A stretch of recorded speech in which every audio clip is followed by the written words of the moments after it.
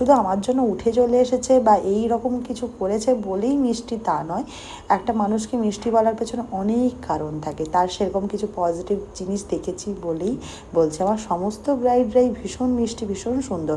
প্রচুর ব্রাইডদের সাথে আমার কিন্তু খুব ভালো সম্পর্ক, ইভেন এখনও ওরা কোনো না কোনো জায়গায় কমেন্ট করে, মেসেজ করে।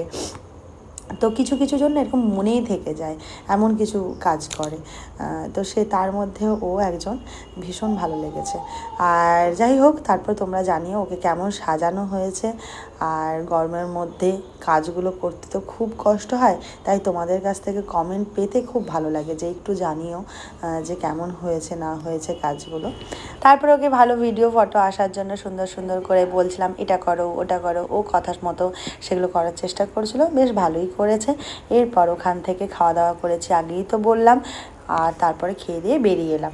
বেরিয়ে আসার পর ওখানে সামনেই দুটো মেলা হচ্ছিলো পর, ভীষণ সুন্দর হয়েছিল। রাধাকৃষ্ণ দেখতে এত মিষ্টি লাগছিল, কি সুন্দর সাজিয়েছিল, সেইটা ভিডিও করতে শুরু করেছিলাম। আর ভিডিও করতে গিয়ে এক কাণ্ড হয়, সবাই ভাবছে যে আমি বোধহয় ওনাদের ভিডিও করছি না কি জানি, কি ভেবেছিলেন, যে সবাই দেখছি আমার দিকে দেখছে। তখন আমি ভিডিওটা অফ করে দিই, মানে কিছুক্ষণ না আমি বুঝতেই পারিনি যে ব্যাপারটা কি হয়েছে। আমি তো ভিডিও করছি যে মেলা হয়েছে, তারপর ওরা পাশ থেকে বলাতে বুঝতে পারলাম, তো তখন ভিডিওটা অফ করে দিই।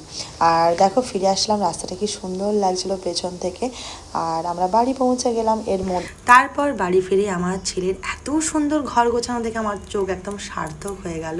পরের দিনে বেশি জনের একটু রান্নাবান্না ছিল, এই জন্য মা রসুনটা আগে থেকে ছাড়িয়ে রাখছিল কাজটা কমানোর জন্য। কিন্তু আমার ছেলে দারুণ করে কাজটা করে দিয়েছে। তো তোমাদের কেমন লাগলো জানি।